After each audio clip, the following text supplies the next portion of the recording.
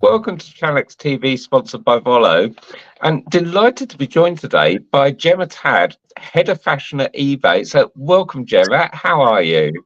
Very well, thank you. Lovely to be here. Yeah. Well, we're going to talk about fashion today, but 2024 is a big year for eBay because it's your fifth partnership of sponsoring the Love Island season. How's it going? And you're doing a load of new things this year. Like you had an event where people could go and see the Love Island clothing in London. So how's it all going? Yeah, really well. We're so excited that we're in our fifth series of partnering with Love Island, and firmly believe that we are starting and seeing, like, in our data, a shift in consumer behaviour. So when we think about Love Island, and in particular the Gen Z audience, we're really seeing a shift that pre-loved is going into the mainstream. So 65% of the Gen Z audience now go out of their way to buy pre-loved, and that is compared to 19% when we first started the series. That's a massive change in how that Gen Z audience are buying pre-loved.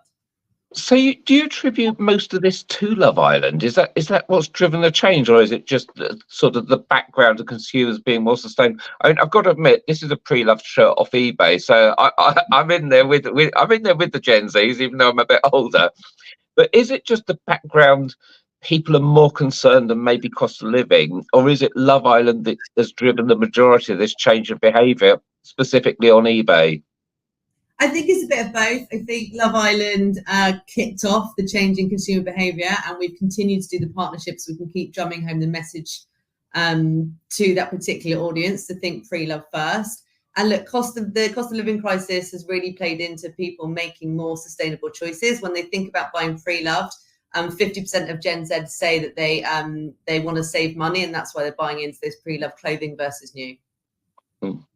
And what are they actually buying? Are they buying sort of the designer kit, which is quite expensive to save money, or are they buying sort of high street fashion that they've maybe bought a dress, worn it to a party, don't want to wear it with the same group of friends, so are now selling it and someone else is buying it? What are they actually buying and selling?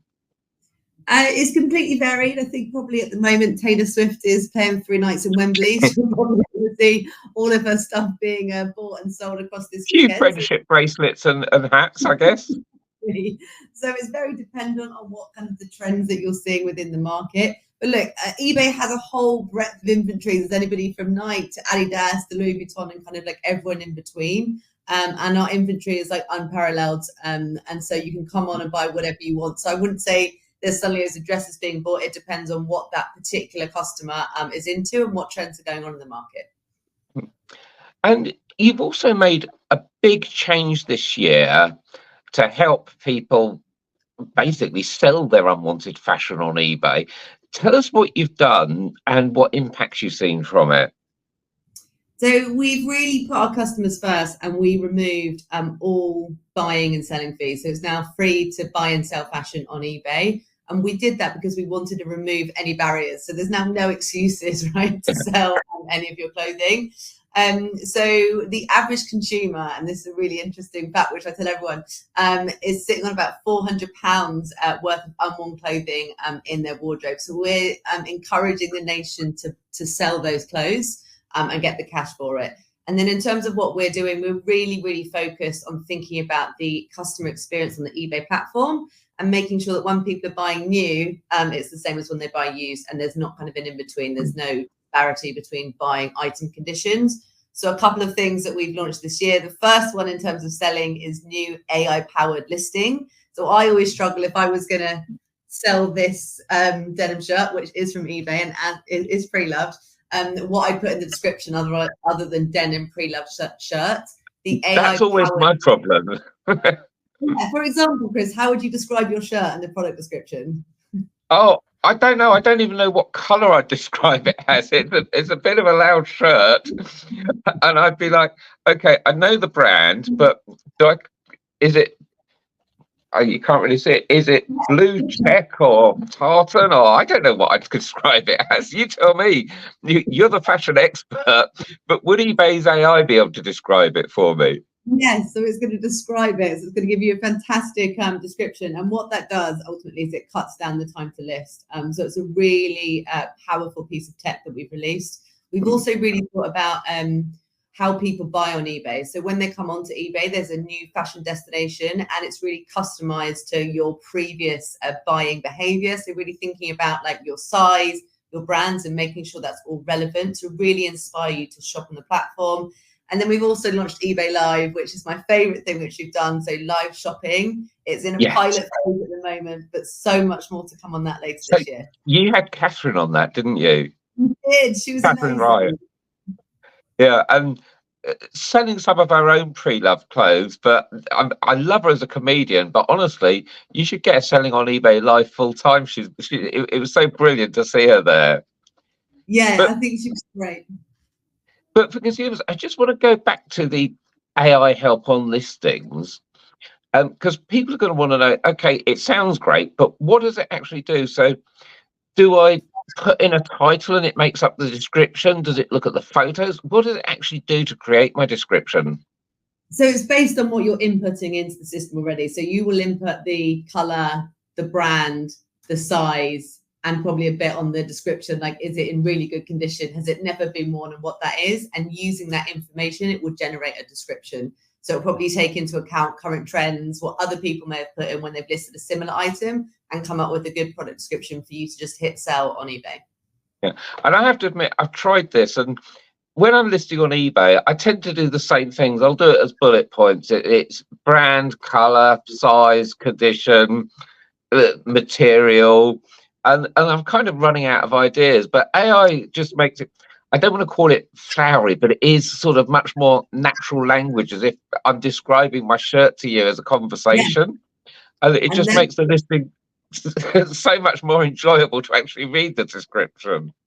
Yeah, I love it and use it when I sell everything on there, and it continues to like wow me. And I just think that's so much better than just black dress or blue shirt, because that's probably the extent of what I had in my descriptions before. Yeah. So we've talked a little bit, but can you tell us what's going on with the top selling fashion brands on eBay? The kind of the Marks and Spencers, the Zara's, and the real higher end, like the Louis Vuittons. What are you seeing there on eBay at the moment?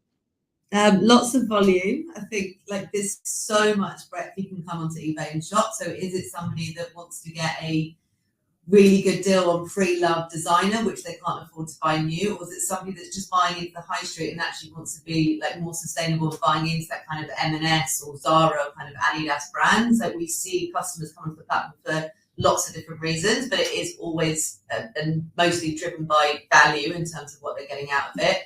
I think as well what we are seeing is growth in our Imperfects range. So Imperfects, and the way to describe this is like the wonky veg. So all like the wonky tablets and like the misshaped apples that the high street supermarkets don't want to sell, we have the same for fashion. So whether that's a button missing on this shirt, or it's a pair of trainers and the box is damaged, or it's a lipstick and the box is damaged, or there's a hem that's come undone, that is classed as imperfect. And more we're seeing retailers are selling this imperfect range on eBay, and that goes down to really making sure that the customer's getting value. So customers may want to buy into a brand, they may not need the box or don't care for the box, but they really like the product and they want to be able to afford it. And these products are coming in at up to 70% off the retail price. And I've got to say, there's times I really want the product, and that's like December, it's Christmas. I'm probably buying a new hairdryer for my girlfriend as a Christmas gift, and I want a perfect box and I don't want it damaged. But you know what? When it's July and I'm about to go on summer holidays and she says, I need a spare hairdryer, I don't want to take my good one away. Yeah. The first thing we're going to do when we get it is rip it out of the box and chuck the box in the recycling for the council to collect next week. So the box really doesn't matter sometimes. I think it's a case of what sort of buying journey you're on at the moment. If you're gifting, or if you just want the product and don't care about the box, or if you're looking for cost saving. Yeah. And I think eBay's great, the fact that it's got everything. If I want the brand new, I can buy it, but also if I want the imperfect, I can buy it. And the other thing I absolutely love the idea of is kind of your denim jacket. If you kind of ripped it on a nail and had a hole in it, a lot of people would look at that and think, well, that's no good. But then someone could buy it and just put a patch over it, and you'd never know it had been ripped. The possibilities are endless. Yeah, I really wish I could sew, because I think I'd be able to make a lot of money buying things on eBay, repairing them and reselling them. But there's so many people that do that. Like, I've recently bought something and it had a rip just where the tag is, where somebody's tried to take a tag off and they've kind of ripped the t-shirt. But to me, that didn't matter. I got somebody else to fix it for me. I love the t-shirt, like, all the same. And that was 85% off the retail price that I bought that for. But what we do make sure is that these sellers have to be really clear in their descriptions, so the user knows what they are buying, right? So it's very clear, and like it says the defect of the product, and we really push on that as a marketplace to make sure it's, as I said, like a really trusted place to buy. Yeah. Well, if it's denim patches, I randomly saw an advert on the TV the other day. They were sticking patches onto denim with Loctite, and you can buy Loctite super glue on eBay. So apparently that's the solution. But moving towards the second half of the year, we're obviously in summer now. What are you expecting sort of coming in autumn, or as American friends would say, in the fall? What are you expecting to see from sort of consumer trends? And are we expecting e-commerce to grow even more towards the end of the year? Or is that the time that people do start looking at buying new because they're Christmas party and everything time? No, I think the growth is set to continue. It's only going to get bigger this year, next year, and kind of as we move forward.